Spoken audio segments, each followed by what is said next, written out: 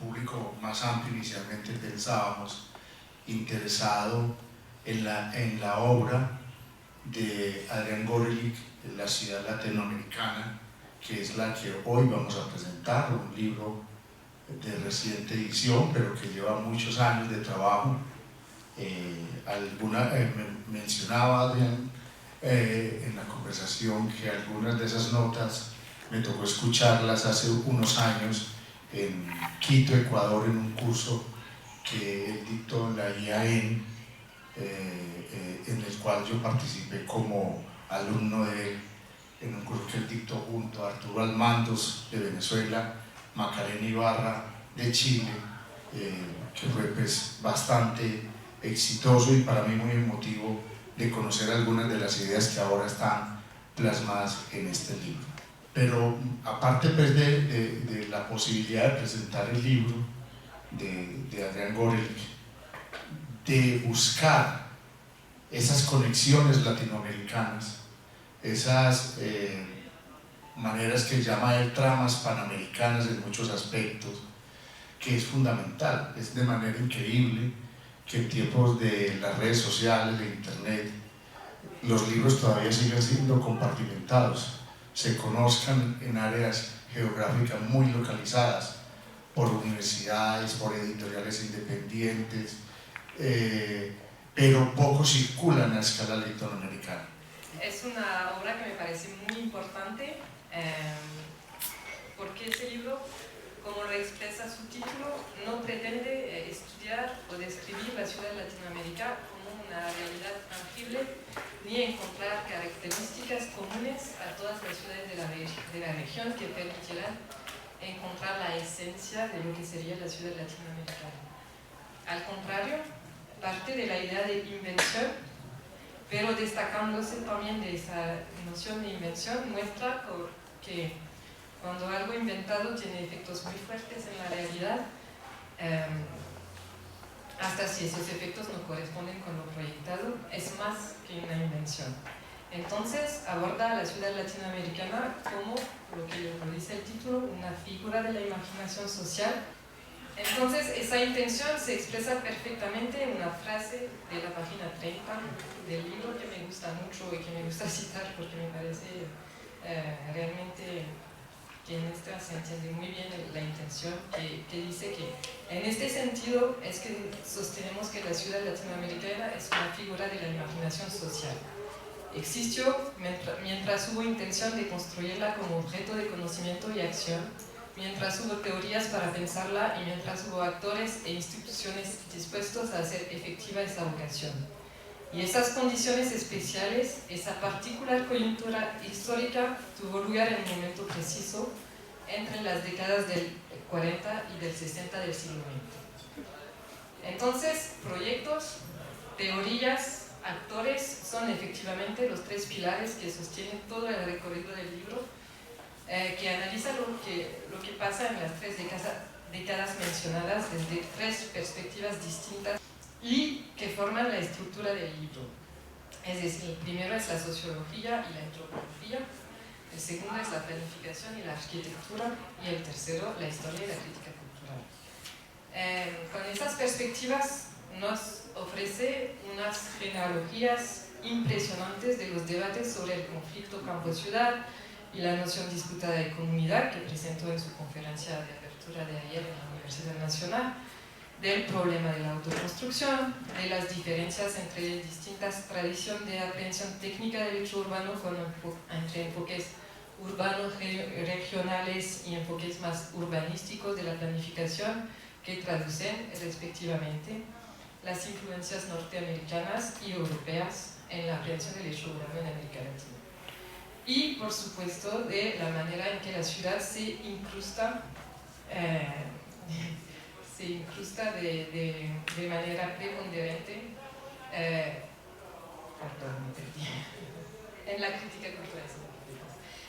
Se incrusta de manera preponderante en la crítica cultural y cómo las prácticas artísticas y la literatura emergieron tanto como hicieron emerger y también construyeron la ciudad latinoamericana como una figura de los imaginarios sociales a lo largo del tiempo y cómo esa figura de la ciudad latinoamericana pudo tener un impacto tan grande en los imaginarios políticos y también en las utopías subversivas en todo el continente y también en todo el mundo. Ese recorrido es el fruto de 15 años de trabajo y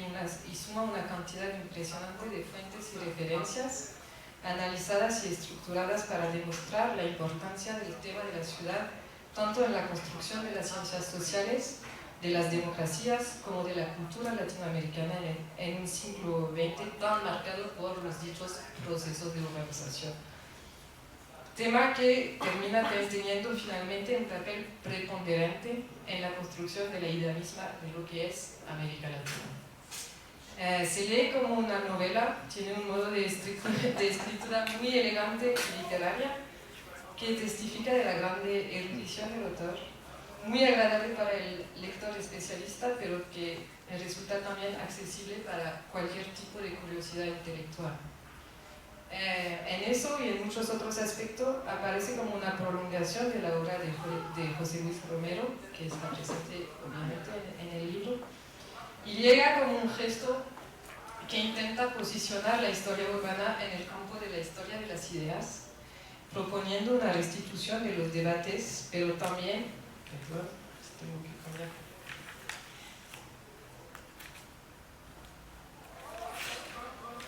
El problema que no es mi idioma, tengo que leer,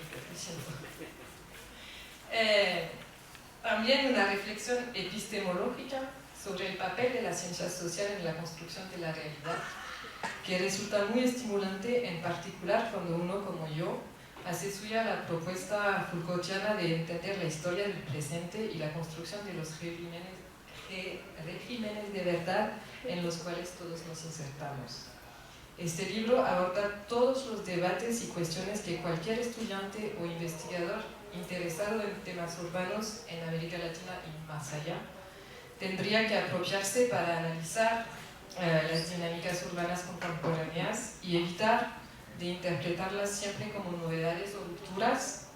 naturalizando dinámicas que en realidad han sido problematizadas y construidas políticamente y científicamente a lo largo del tiempo para llegar a ser lo que son hoy en día. Por ejemplo, la producción social del habitado o la mercantilización de la vivienda, al azar total.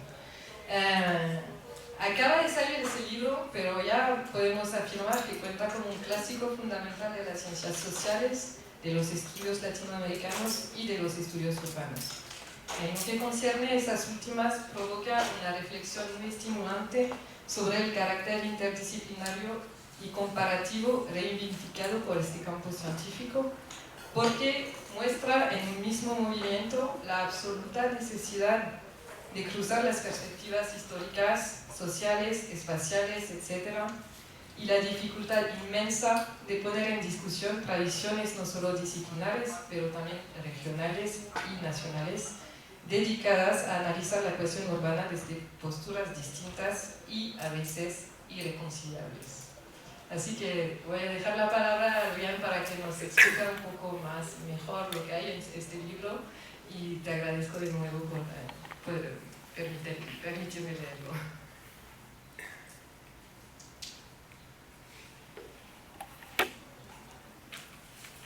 Hola. No tiene botón. Acá. Bueno, muchísimas gracias. La verdad que estoy muy contento y muy emocionado también. Aurélie fue una auspiciante del libro cuando todavía el libro no existía y se le ocurrió que cuando existiera tenía que formar parte del seminario que ya estaba organizando, y entonces ocurre esta especie de milagro de que yo vengo a presentar el libro a Medellín, a tantos kilómetros de Buenos Aires, cuando apenas salió y cuando todavía no se presentó en Buenos Aires. Lo voy a presentar recién el 15 de junio en Buenos Aires, así que realmente esto se debe a la militancia de amigas intelectuales como Elí y como Luis Fernando, que como él recordaba, participó de ese seminario donde yo estaba comenzando a estructurar el argumento completo que luego dio lugar al libro, y Luis Fernando es un poco el testimonio del tiempo que me llevó armar esa argumentación general. Y yo creo que a veces me pregunto, bueno, en general yo soy de trabajo lento, qué sé yo, mi trabajo sobre Buenos Aires también me llevó 10 años, pero tenía la sensación mientras trabajaba en este libro que enfrentaba una dificultad distinta y que tiene que ver con América Latina como problema ya no solo historiográfico, sino narrativo. Cómo contar lo que uno investiga, cómo narrar, cómo poder organizar en un relato la infinita cantidad de fuentes primarias, secundarias, cómo dar cuenta de los trabajos de colegas con los que uno ha aprendido muchísimo y que en la economía actual de la literatura académica le piden que casi no ponga ni siquiera notas al pie porque hay que favorecer una suerte de lector general que en realidad no existe, digamos, que en realidad es una aspiración de las editoriales pero que es muy difícil encontrar. Y entonces el libro de repente es un poco arduo para ese supuesto lector general porque tiene muchas notas, porque intento dar cuenta, no solo por... A ver, trato de no hacer el gesto de los papers académicos que detrás de cada afirmación citan 18 títulos, ¿no? Sin decir nada de ninguno de cada uno. Y son títulos contradictorios entre sí, que dicen cosas diferentes, pero uno muestra con eso que conoce toda la literatura sobre el tema. No, este libro tiene muchas citas, tiene muchas notas al pie, pero en cada una hay discusiones con autores específicos, hay intentos de dar cuenta de cuánto se trabajan estos temas, pero de modo fragmentario. Fragmentario no solo entre los distintos países, sino también entre las distintas disciplinas. Y como bien, yo agradezco muchísimo la interpretación de Aurélie, que realmente valora lo que yo más precio en este trabajo, que es ese intento justamente de traducción, de traducir culturalmente una cantidad de jergas disciplinarias que leídas hoy a la distancia de 50 años del apogeo de aquel ciclo suenan como, no sé, como lenguajes esotéricos que no interpelan a nadie y que sin embargo en su momento fueron absolutamente decisivos para reconfigurar lo que se pensaba y lo que se sabía sobre la ciudad. De alguna manera el intento del libro es esta traducción, es revivir una lengua muerta, es tratar de revivir una lengua muerta bajo la convicción de que esa lengua fue poderosísima entre los años 40 y los años 70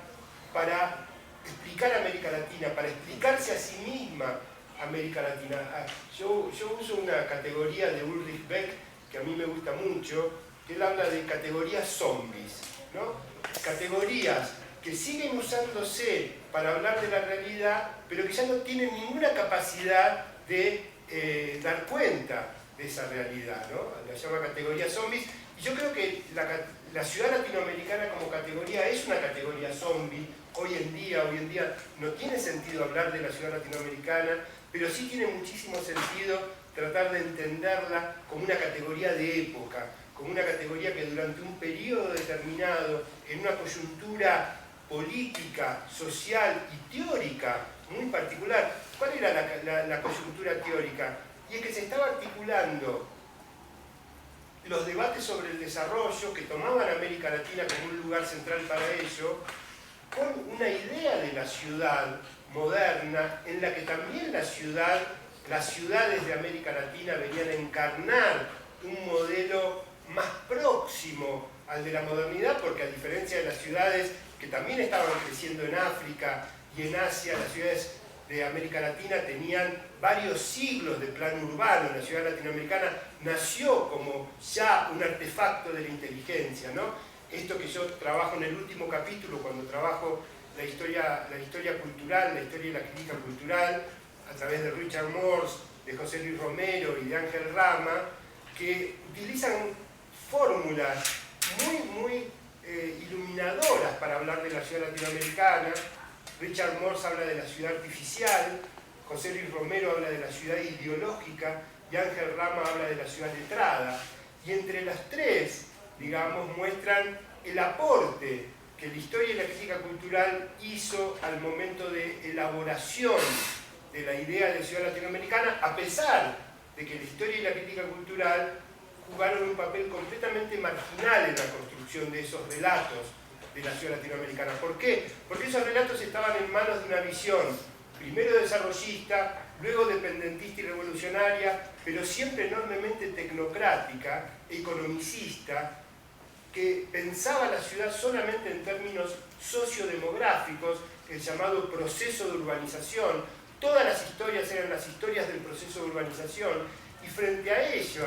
la perspectiva cultural de Morse, de Romero y de Rama jugó siempre un papel marginal, a pesar de que le ofrecieron a esa construcción algunos instrumentos analíticos fundamentales. Eso es, de alguna manera, lo que trato de analizar en la última parte, que se llama compañeros de ruta, ¿no? Que son estas figuras un poco solitarias, pero que acompañaron todo el proceso de desarrollo de la idea de ciudad latinoamericana entre las posiciones desarrollistas y las posiciones revolucionarias en este ciclo que va de los años 40 a los 70. Yo traía algunas notas, pero en realidad me doy cuenta que entre lo que dijo Relly y lo que yo estoy ahora improvisando, más o menos di cuenta de todas las cosas que quería decir. Algo más sobre la coyuntura particular en que esto se produce. A mí me gusta mucho contrastar una de las primeras historias del urbanismo occidental, que es la historia de Leonardo Benévolo en 1963. En 1963-64 nace la historiografía del urbanismo. Aparecen tres libros muy importantes: el libro de Leonardo Benévolo,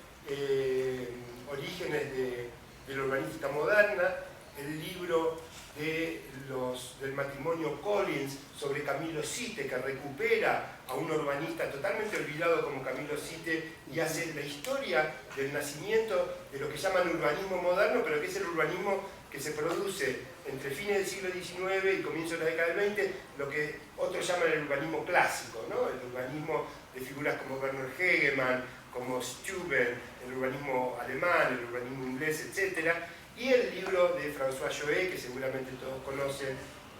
Urbanismo, Utopías y Realidades, que también historiza. Es muy curioso, recién en 1963 aparecen las primeras historias que entienden al urbanismo como una disciplina histórica que debe ser historizada y no como una técnica que debe ser acompañada en su progreso, ¿no? Y esto tiene que ver con la idea de una crisis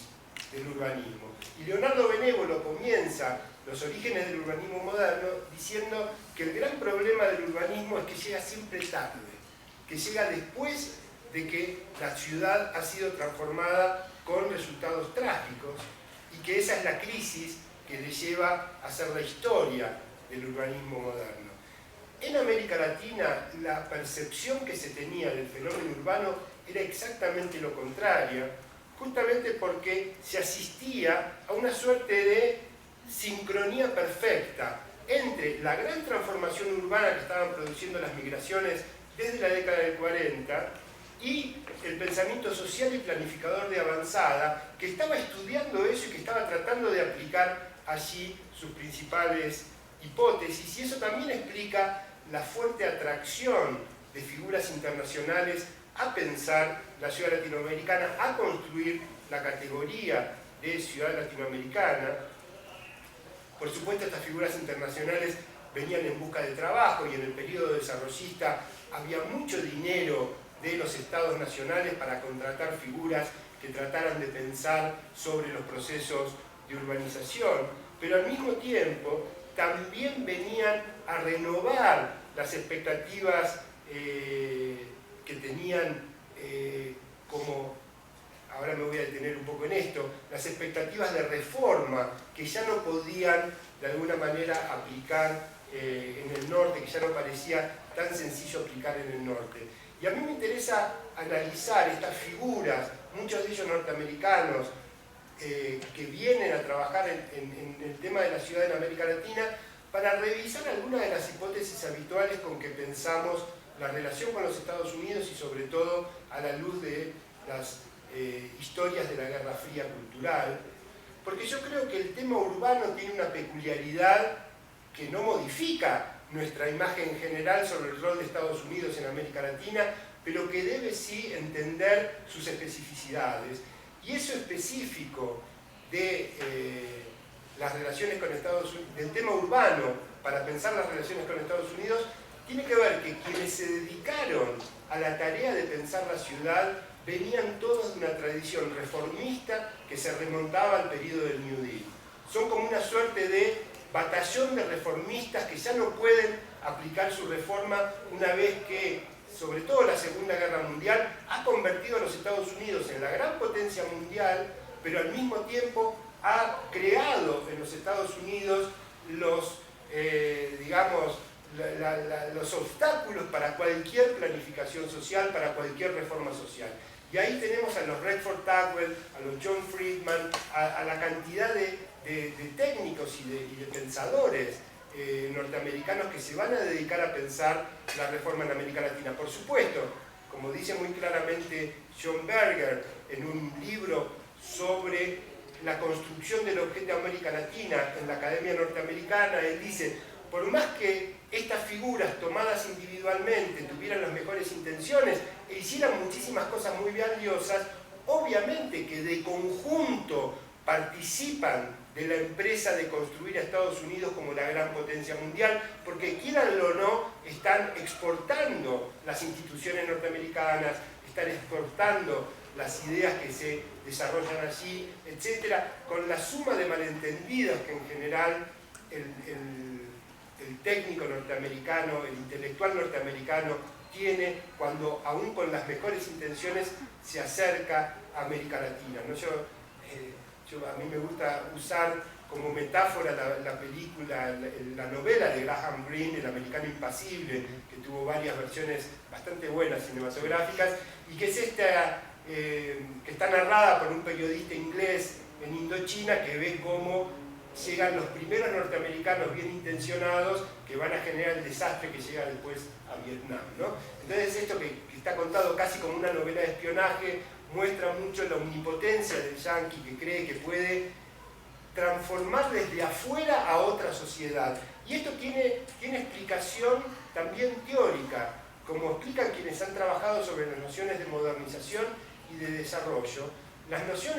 La transformación que producen las nociones de modernización y de desarrollo en los años 50 es la idea de que tanto la modernidad como la transformación estructural de un país se puede aplicar desde afuera, desde un país a otro, no como un proceso interno de la transformación histórica de una sociedad, sino como algo que se puede aplicar como un conjunto de instrumentos técnicos acompañando el dominio de un país sobre otro. Entonces, a pesar de todos estos malentendidos, cuando uno ve la tarea de algunas figuras, el propio Richard Morse, enormemente crítico de la ideología norteamericana, como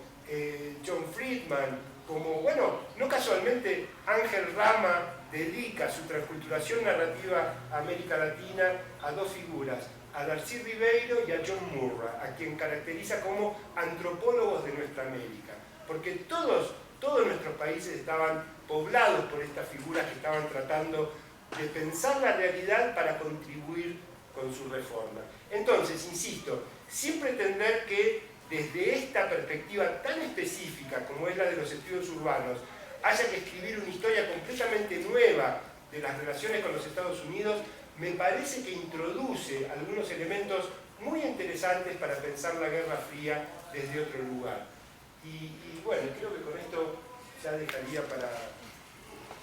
la conversación que espero que este anfiteatro tan imponente no dificulte, ¿no? Me encantaría que podamos tener una conversación.